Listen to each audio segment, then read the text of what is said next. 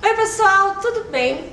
Hoje o tema é poesia marginal, com um convidado mais que especial. Chacal, primeiro muito obrigada por ter vindo. Prazer é meu.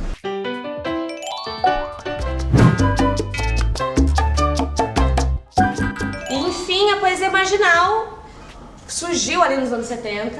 Sim. Né, para justamente ser contra esse grande grito da galera conservadora e de toda essa questão, né, veio justamente para lutar contra esse conservadorismo, contra essa censura. E tinha um jeito super moderno também de escrever poesias e coisas, justamente porque não era métrica, não era rima, era vamos fazer aqui um verso livre. Libere. Vamos nos libertar, vamos ser marginais, e tinha esse nome justamente por estar à margem da sociedade. Tinha essa coisa da marginalidade à produção do livro, principalmente. Sim, né? que aí já é mimeógrafo também, Isso, né? Que chama. nós começamos com mimeógrafo e a gente mesmo fazendo o livro de forma independente, a gente não precisava ir às editoras para pedir para os livros serem editados. Com isso, muitas pessoas naquela época, que não tinham também, até hoje é um pouco difícil ir às editoras pedir, muitas pessoas começaram a publicar através do mimeógrafo, que era um ancestral da Xerox. Exato. Que ela rodava prova, apostila nas escolas, né? Curso pré-vestibular. E nós começamos com 100 exemplares de cada um em 71. Eu fiz um livro chamado Muito Prazer, Ricardo. Muito prazer, né? Ricardo era o meu pseudônimo na época. Que por acaso é teu nome também. Meu nome cristão. Chacal, a gente achava que podia estar no DOPS, por conta que era época de ditadura militar muito forte no país, então a gente tinha umas paranoias assim, então era melhor assinar com o meu nome cristão. E aí o Charles Peixoto, meu outro poeta, fez o dele e saímos distribuindo de mão em mão, então a gente não precisava nem da editora, nem da distribuidora, nem da livraria. E falando uma coisa que era mais ou menos sobre a cultura de massa, rock and roll, que era a nossa cultura da época, né? Uma contracultura, que ainda aquela da poesia beat, né? Sim, que já surge dali. Rock and roll. E o poeta, no caso, era o grande faz tudo, né? Porque vocês produziam, vocês criavam, vocês divulgavam, vocês vendiam. Isso era interessante pra gente, eu acho que pra quem quer fazer poesia e tal, é uma escola muito boa, porque você domina todo o processo, você define primeiro a poesia que você quer fazer, Sim. sem se preocupar em ser uma poesia que o editor vai gostar, uma poesia que você gosta. Comercial, exatamente. Justamente. Né? E você rala ali, porque você faz o poema, aí você faz a concepção do livro, a capa, o jeito que você quer dar ao livro, e depois distribui para quem você quer, para quem você gosta, sabe? Para teus amigos, namorados, professores e tal. De um jeito assim bem afetivo, não é uma coisa que a pessoa deixa na livraria, a pessoa vai lá e compra e tal. Então, até esse nome Muito Prazer, Ricardo, dava essa ideia mesmo de um cartão de visita que você dá. Né? Você dá um cartão de visita para quem vai ler, assim, né? Então você dominava o processo todo. Né? Você acha que esse processo de contracultura, esse processo todo do seja marginal, seja herói, também estava embasado no fato de que não era necessariamente um contexto político nas obras, era também uma questão de vamos falar o que a gente quiser falar, sem nenhuma censura. Porque a censura era dominante, né? Em todos os sentidos, né? Não só a censura política, mas a própria censura da academia. Você só pode escrever desse jeito. Na época você tinha o concretismo, que era muito forte, tinha a poesia engajada do CPC, do violão de rua, e essa sim era uma poesia política explícita, sabe? Na lata, era essa função, né? Era essa função, escrever em cordel para as pessoas mais simples do povo, era um pouco romântico, né? para poder, quase que uma cartilha para a Revolução. E a gente chegou novamente com uma poesia comum da vida da gente, falar da vida da gente. Cotidiano ali todo.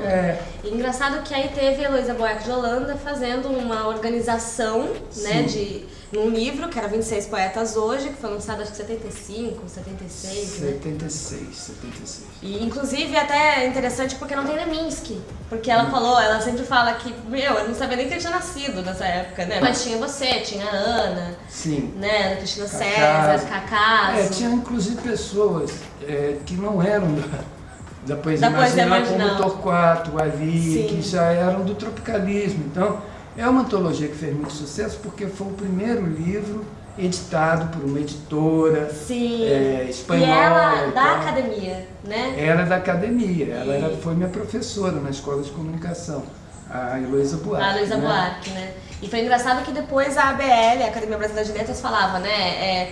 Poesia marginal, na verdade, são completos desconhecidos, pornográficos e sujos.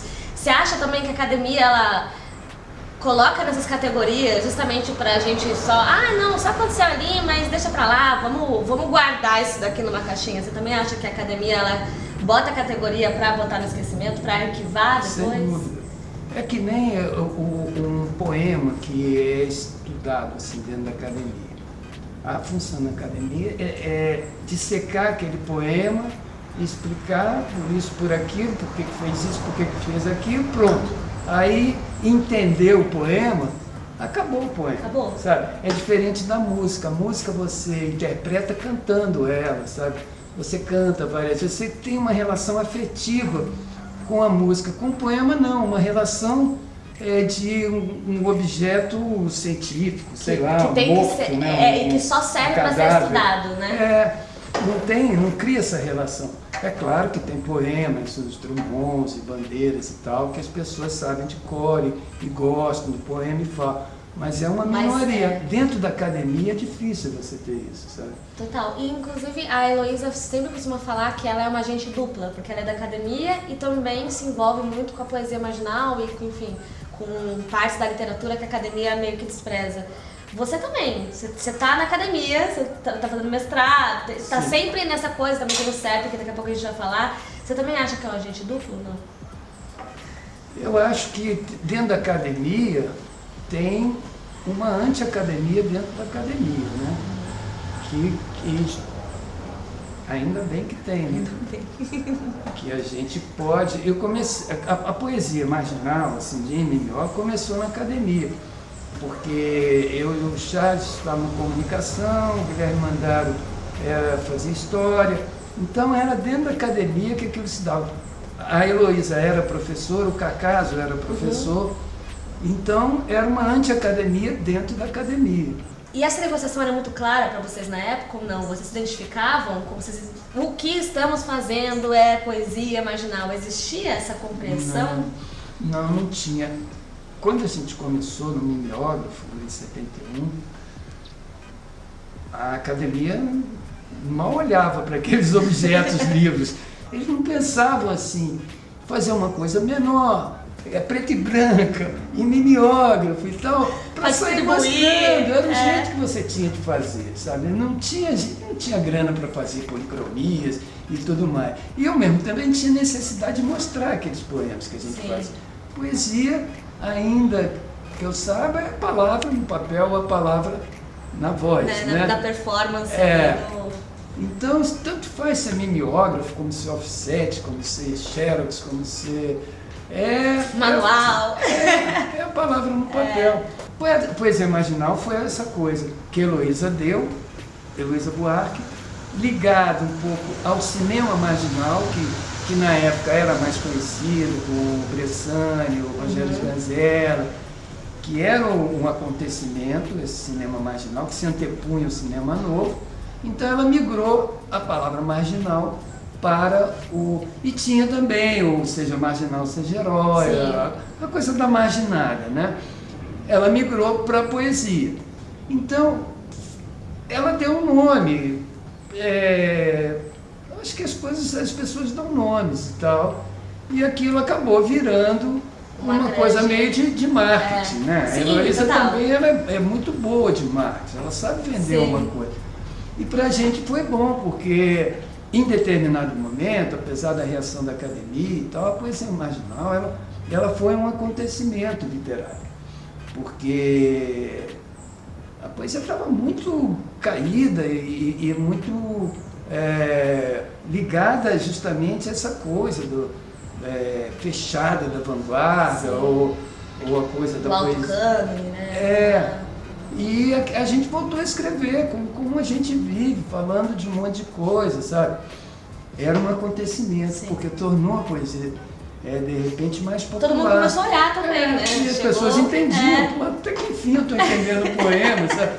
Eu me lembro muita coisa dos lançamentos da Nuvem Cigana, que eram grandes acontecimentos, para 100, 200 pessoas, a gente achava que era uma multidão imensa, né? Na época. Era difícil juntar. E a gente falando os poemas, e aquele silêncio, aquela coisa, não era respeitosa, mas tinha uma certa... Tinha um ritual ali, sabe? Um misticismo, né? Tinha um ritual ali. E depois as pessoas chegavam. Quem eram? Eram os amigos nossos que não entravam em livraria para comprar livro de poesia, sabe? Desde aquela época. E falavam, mas é isso aí que está no livro, que legal esse poema que você falou, está no livro. Entendi. Aí ia lá e comprava, sabe? E você vê lá em São Paulo, porque tem umas coisas interessantes. Lá em São Paulo, a poesia marginal não vingou na época. Porque né? lá Uma coisa muito carioca, né? Estava muito presa. O concretismo na época, em São Paulo, era uma terra mais cabeça, mais da cultura e tal. E o Rio sempre foi mais do corpo, carnaval, praia, não sei o quê. Então, pra gente, era fácil ir para um palco ou para a rua falar poesia, sabe? O corpo da gente levava já a gente para aquilo. Era terra de índio, de certa forma, todo mundo nu o tempo todo, né? E São Paulo, quando foi chamado para fazer poesia marginal, já vem com todo editora, produtora, lugar para vender, lugar para fazer, o que é bom, o que é bom. E hoje como que tá? Você tem o CEP, né? Se você quiser contar um pouquinho também como é o CEP. O CEP é Centro de Experimentação Poética, 20 mil, é o CEP do Rio. E a gente começou em 1990, semana passada fez 27 anos. É uma continuação da poesia marginal e da Nuvem Cigana, das artimanhas da Nuvem Cigana, porque não tem é uma coisa muito aberta, não tem esse link com a academia, sabe? Não é uma coisa acadêmica, vai um maluco, vai preto, branco, velho, moço. Se bem que, é claro, que tem uma pequena coisa ali de geracional, exato, sabe? Não mas assim, tem é a poetas vida. antigos e tal, mas é bem aberto. Eu considero sempre uma coisa bem aberta, tem microfone aberto, a pessoa vai lá, fala e tal. E falando nisso, pra gente finalizar, mas não menos importante jamais, hoje, como que tá o seu processo de livro, de relançar coisas e tal? Conta um pouquinho. E de qualquer maneira eu vou deixar todos os links aqui na descrição, porque, né, pra gente conseguir acompanhar também todo o trabalho de Chacal. Bem, eu estou vivendo um momento back to the future, né? Volta ao futuro, porque eu relancei um facsímile do meu primeiro livro em mimeógrafo, muito prazer. Agora é uma impressora digital, mas fazendo um facsímile, né? Uma foto do que era o original. Eu tenho muito prazer em fazer essas coisas, porque o livro é meu. Quando você edita por uma editora, o livro é da editora. Você não tem muito acesso àquele livro que é teu, sabe? Que você que escreveu, não é teu, você que escreveu. É complicado você pedir para a editora te mandar os livros. E esse eu faço do jeito que eu quero, e tal. Agora, tem esse complicador na hora da distribuição. Não põe em livraria, não tem ISPN, não tem código de barra, não tem nada disso. Não está em todas as cidades do Brasil, né? Aquela coisa toda. Mas aí eu já tenho editoras que se interessam pelo trabalho e colocam para rodar. Então eu fiz um livro O ano passado, a minha obra completa, chamada Tudo e Mais um Pouco, saiu pela editora 34. Chacal, muito, muito, muito obrigada.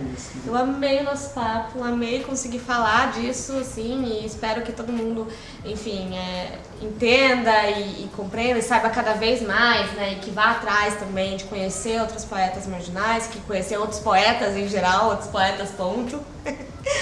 E, enfim, não se esqueçam também de se inscrever no canal, comentar aí embaixo o que vocês acharam e ir atrás dos livros do Chacal, certo? Certo. Posso falar uma Pode, coisa? claro.